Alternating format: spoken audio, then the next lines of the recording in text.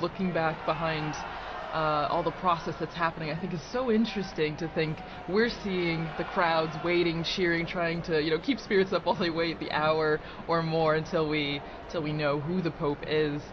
And I think, as we're talking about, prayer is also a central part of this aspect as well. I mean, before the Pope comes out, we see the first ceremony, the greeting, the Te Deum, where in the Sistine Chapel, after being dressed and saying yes, the Pope goes back to the Sistine Chapel and he takes a seat on a chair and a ceremony begins.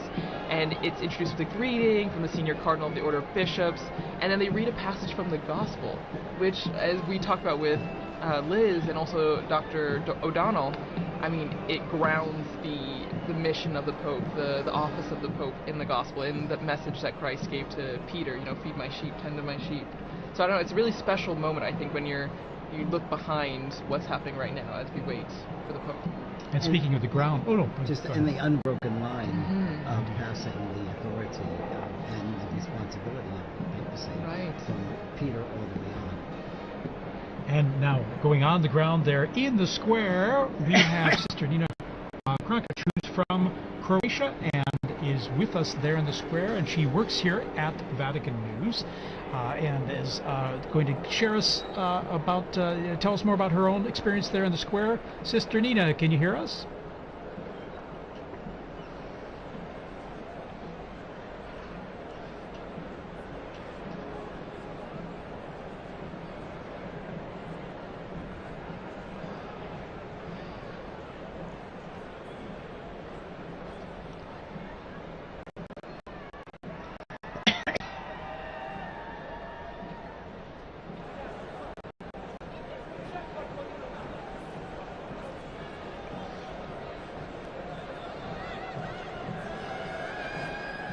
Sister Nina, you must have run out of the building there to get there in the square, because I mentioned the crowds coming in now there's got to be some bottleneck there, isn't there?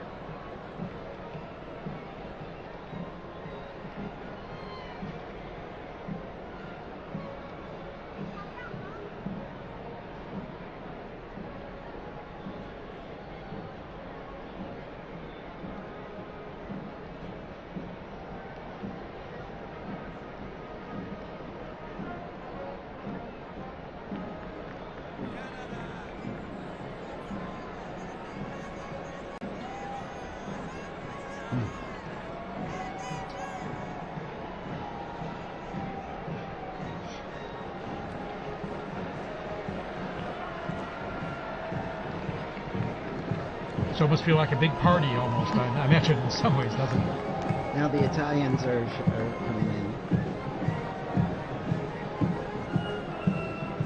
And we can hear the bands there. We see the Italian Carabinieri band that's coming into the square as well. So I imagine it's adding to the festive atmosphere you're living there, isn't it?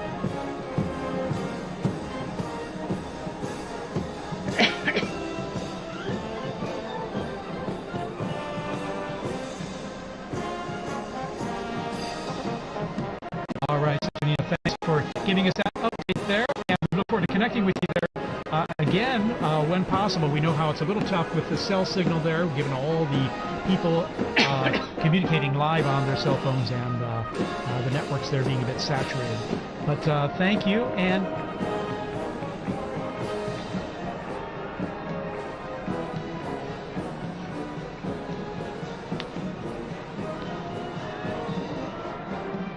wonderful.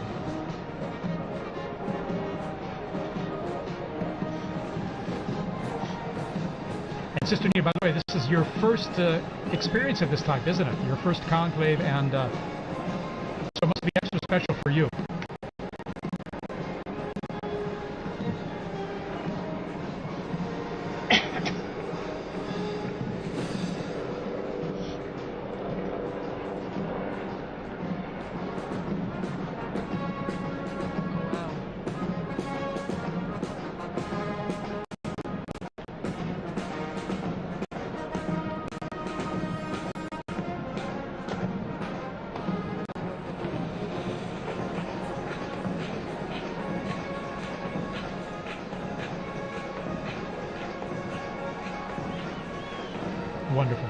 Alrighty, Sister Nina, thank you so much for sharing that with us, and we hope to touch base with you there shortly. Okay. All right. In the meantime, good luck getting in the square there. All right. Well, and continuing as we mentioned before, the atmosphere, but also what we're seeing. You see the bands, Father, as you mentioned, now the Italians as well, coming up the stairs that we often saw the Pope Mobile drive up for general audiences, and shortly, we're not sure exactly when, but when the Pope comes out, there's a formula that is said in Latin, and for many of us, we might not have studied Latin in school. I mean, my Latin is quite rusty, so I don't know if maybe, Father, you know a bit more about what is going to be said, and for those who might not know, what is the formula? What is said? Well, it says the proto-deacon, and it's Cardinal Monberti is the proto-deacon right now, will come out and say, I have an announcement of great joy, and then he says, we have a Pope, Habemus Papam. I saw some signs there and they didn't have the correct conjugation of Papa, but that's okay. The fact is, the news it's almost universal language now in terms of communicating the fact that we now have a Pope. And then after that, he announces the name. The name, yes, in Latin. And so I'll tell you a funny story of that too. A friend of mine was in the square when Paul VI was elected, and he was standing. He's from the U.S. He was a student at the North American College, and no, it was when John Paul II was elected, and he was standing next to an Italian woman, and they announced that the Pope was from Bologna, and this Italian woman crossed herself and said, "Grazie a Dio da Bologna." Da Bologna. That guy from Bologna. Bologna in Italian means Poland. Yeah, it's tricky. If you don't know Italian or Latin, it might be a bit confusing.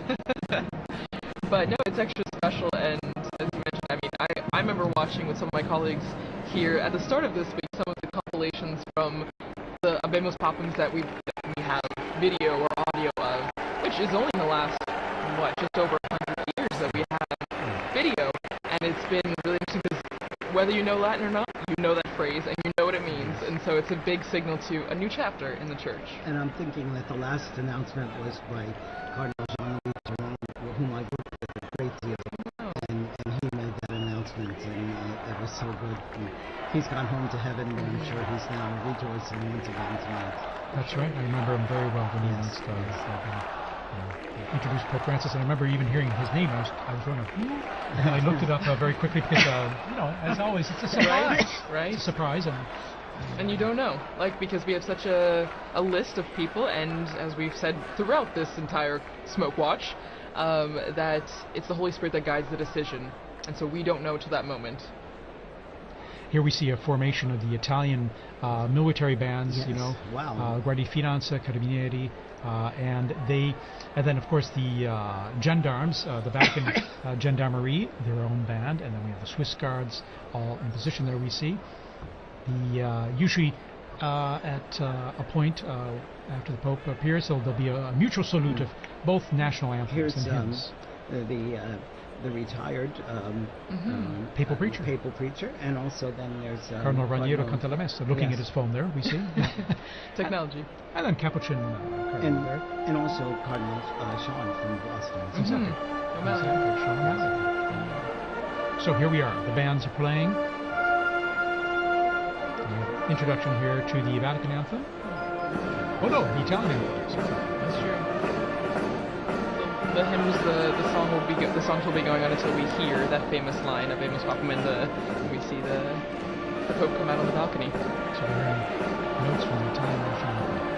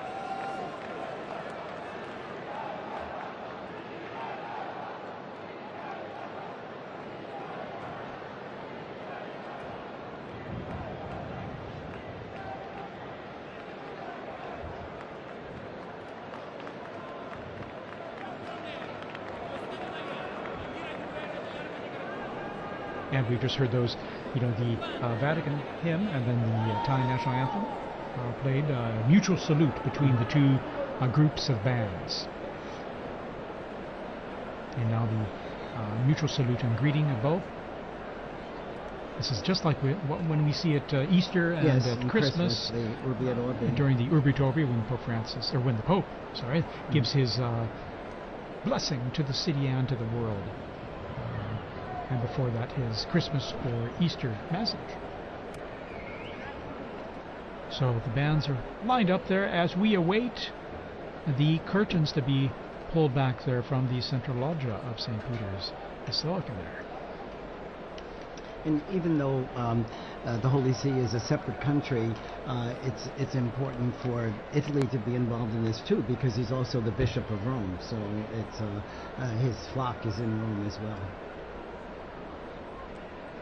Actually, just now taking off my headphones to hear some of the ambient sound, you could hear kind of the craziness that's going on outside. You could hear helicopters, ambulances, fire trucks, everything. And so, I mean, even at the end of Via Conciliazione, where we are, you can hear the excitement and the festivities that's happening outside. I think some of that chimney smoke has gotten to me, yes. There's a lot of pollen in the air, yeah, so definitely. It's allergy time. Yeah. As we head into summer, what a stunning view there. We have the sun just going down behind the facade of St. Peter's. It's always stunning, when it comes time to sunset there with the facade facing east, but then when you're looking at the Basilica and the sun going down behind it, it's always so beautiful. So beautiful, yeah. But everybody's eyes are on this. Yeah, everybody's looking up, waiting for the doors to open and then the white curtains to be pulled back. Well, and there's actually a story about what's happening right now. Again, the Room of Tears, the Pope, the new Pope, getting dressed, and we know that there are 3 sizes of the white cassocks because you don't know who's going to be elected, but you have to be prepared. And actually, one of our colleagues, Christopher Wells, who was on this morning actually on the Smoke Watch, was talking about Pope John the 23rd, and he was... That's 11. And actually, since it didn't fit, they had to tie it like a medical garment. Exactly. And so it's a funny little anecdote to just remember that, I mean, no one knows, and so everyone's prepared, but that's what's going on right now. They're trying on the garments, and they're seeing what's fitting. And of course they have different sizes available to start with, but sometimes they might need adjusting depending. Exactly. We're all made in God's image and likeness in different sizes. So there you go. See all those flags representing the different nations present. Also, it is the Jubilee of Hope, and so we have pilgrims here for Jubilee events over these days as well. I think I read about 15,000 for currently in Rome just for the Jubilee themed events. For pilgrimages that were organized well ahead of time. Well, and we're hearing from our producer, Francesca Merlo, that they're looking outside our building, and as I mentioned, there's helicopters, but they're blocking off the roads, and that's what Liz was mentioning too, that people are stopping, and they're just trying to get to the square as fast as they can. So it's a moment of organized chaos a bit in the square and around the Vatican. We have reports that there are people literally running to get into the square.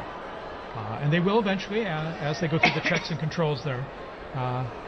They do an extraordinary job of the crowd control as well, with these many people coming into St. Peter's Square and avoiding any potential problems or issues due to that. So. Well, and that is, you have to think that, I mean, maybe everything has a purpose, right? Everything has a reason, because we have this time in between the white smoke and the Abemus Papam, maybe also for everyone to get to the square. It's a dual-edged sword. The new Pope is being prepared and ready to go to the loggia, but it's also to let everyone who can get to the square to be there for that special moment. And we're seeing it with our Vati drone footage here, as I like to call it. And you can see the square there. It's just wonderful. You can get a sense of the crowds, and then on the people kind of streaming in from the Via Napoli. These are looking Conciliazione in some of the side streets there. Talking about the universality of the church, I just got a message from a UN official in Gaza who's listening to this transmission, and so you could see how connected people are, and how grateful they are to be able to hear Vatican news as well. Yeah, of course. We're grateful to have you here to say some nice, intelligent things for us. I don't know. As well as and give us some interesting input on all, and to share this experience. As you see, our drone footage there shows our Vati drone is showing the avenue there filling up with people, and as they come closer to the square, then they just go through a check there. And all the flags are ready. And Thaddeus, since you've been, this is your third conclave in Rome. In Rome, yes. And well, so I haven't been a conclave elsewhere. No, but you've been in Rome. Yes. Oh, yeah. But have you ever had the opportunity, because I know working here, we're always pretty much in here, but have you ever had the chance to run out to the square or see the excitement? For Pope Benedict, I was up there on the colonnade there. If you're looking here on the footage here, you can see here on the left side there on that colonnade there where the statues are, on top of the Charlemagne wing of the colonnade. I was up there and able to just view from that position where all the photographers, videographers were, or most of them anyway, accredited, to see him come out and greet the crowds and give his blessing.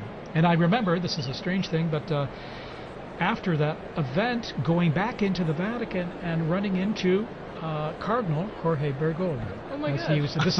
This is long after probably about an hour after the blessing was given at the end of the. And I remember it distinctly because I knew the faces of all the cardinals, and so it was a. Little did you know. Little did I know. Little did I know. And then when there we see some of the cardinals there. There's Cardinal. I think that's Cardinal Wuerl. And we see, and then. Cantamessa. And then O'Malley. The cardinal non-electors. Yeah, exactly. They're over 80, and so there's they're non-electors. Sister Petrina, yes, the head of the Governatorato now. And that's Archbishop Fisichella as well, I think. And we see the secretary of the dicastery for communication there, Monsignor Lucio Luis as well. Anyway. Well, and so Thaddeus, was it? I mean, obviously it's very different being inside here. But the excitement is still pretty much the same, being on the braccio, the colonnade, and being very here. much so, because you're seeing things up close, and not only into the bells I was mentioning earlier that you hear very clearly and loudly, but then seeing from a unique angle, almost at below the level of the central loggia, but higher up from down in the square. In 2013, then I remember I was down the street on the Conciliazione looking out the window at the crowds on Via della Conciliazione, and I could see the central loggia from which Pope Francis appeared then in 2013. So that was my other experience, per se, and a unique one at that. And now here in our studio here, right close to the action there. Exactly. It's a third privileged experience. Again, what's really... you really feel is the excitement of it, and the joy of having a new pope, but then also the expectation. Who's it going to be? Right. And I remember with Pope Benedict, it was a bit, the weather was a bit cloudy and cool then. I mean, this is a day of just brilliant sunshine, mild temps. Of course, we're in May, and so things warm up a bit and pretty quickly. When Pope Francis was elected, I was helping out at an English-speaking parish in Geneva, in addition to my other work. And the pastor had asked me to give a talk to the parents of the First Communion children. And we got the news just as I was ready to start the talk. So I knew tonight I'm not going to get anything else done with this. Wow, so you've gotten the announcement in different places all around the world. Yes. No, that's amazing. And every time just a tad different. And we have joining us Father Paul Samasumo, who's from Zambia, and he's head of the English Africa section here at Vatican News and the Dicaster for Communication. Father Samasumo, good to have you here. Many of our listeners who listen to the liturgies will recognize your voice as well as you do the commentaries for the papal events. How's this experience for you now? Thanks, TJ. Actually, I've been here all day, and then I went outside to meet someone. And you won't believe, I got blocked. I could hardly come in. I've been trying to come back for the last 10 minutes, but fortunately, the security forces allowed me when I showed my badge. And, people are just running into the square. It's amazing. It's my first conclave. I've never. I came in just after Pope Francis had been elected. So this is quite an experience for you. It is then, an too. experience for me as well, yeah. Absolutely. Amazing. Even just the moments leading up to this experience. I live in a house where some of the cardinals also were staying before they moved to Santa Marta. Of course, they had their own little tables, and sometimes we'll just provoke them. They had shown secrecy, of course, confidentiality, but it was so wonderful, and the dedication of them going to the congregations, the meetings, and even the non-electors, some of them live there permanently in our house. And we have some of the staff who have been helping. They had to also do the swearing in, so that they would be. Some of them couldn't go because they're small children and they wanted to stay next to their children. So it has been a great experience, even from that point of view. Well, and also, since you're from Zambia, how do you think people in Africa, the African continent, are taking this moment? I mean, we have viewers, listeners from all around the world, but your experience in watching the conclave and being prepared for this Abemos Papa moment, like, what do you think is the atmosphere, the environment of people watching in Africa? It's a great moment. I can tell you already I've received about 5 or 6 calls just within the space of 10 minutes as I was coming in. Wow. From some of my colleagues who are in the media. And I think the most, the call that I really enjoyed was from my uncle. My uncle is 82, and usually we talk to him through my aunt because he has a problem of hearing. But he's so excited, so everybody's following. They're following on various channels there, the national television stations, on radio, and so forth. It's a great moment, and knowing Africa, they've always been fascinated by the popes. I remember even from a time when I was a young boy myself in catechism, we used to be taught the anthem, the papal anthem. Really? Yeah. So that was very familiar for you to hear. Not this one, but that old one that was translated in our languages. Oh, wonderful. Translated in your language? Yes. Yeah. And your language? Or Yes, languages? exactly. And what are your languages, by the way? Well, I'm from Zambia, and Zambia has 72 languages. Oh my goodness. Of which 8 or so are the main ones that's widely spoken. English is the official language, so you can get by with that. Fantastic. And I imagine people tune in even to our live streams, even if it's in Italian, Latin, or with your translation in English. I imagine it's a way to connect people. Tune in the same, even if they don't understand what's being said. It is, and some directors of some of our Catholic radio stations. I'll give you an example. In Kenya alone, there are about 11 Catholic radio stations. Wow. So you've been asking, what time is the smoke? Why are we having the smoke? Yeah. Well, and it's really interesting now that we have you, Father Paul, in here, because as we heard from Father Bob, we had a message from Gaza, listening there, and then now you hearing messages from all over, and Exactly. So it's the wide-reaching effect of this moment, and as the message or the theme that we've seen throughout our conversation has been universality, and how this is not just a moment for people here in Rome, and not just for Catholics, for people everywhere. In fact, I'd like to thank people around the globe tuning into our live stream here. Maybe you're watching on a local or a national network, local Catholic radio, wherever you're listening. Thanks for joining us here. We're going to be providing you with all the information we can as we await this historic moment to find out who the new Pope is. And we'll know pretty soon. It's been about a half hour or so since the close smoke. to an hour. An hour. An hour? Okay. It was around 6 Time o'clock flies. Rome Okay, time. there we are. It was 6:07 or Something like So that. any moment now there. And we see the crowds are coming in to the square, still streaming in, slowly but surely. On the sides there, you can see on the right side and the left side, going through the checks there, and then coming into the square, and they can all see things pretty well because there are these big television screens and good high-res ones too in the square and along the Conciliazione Avenue leading into the square. So many people, they can see just what we're seeing all together here. These same images and coverage. Sometimes there's some text message or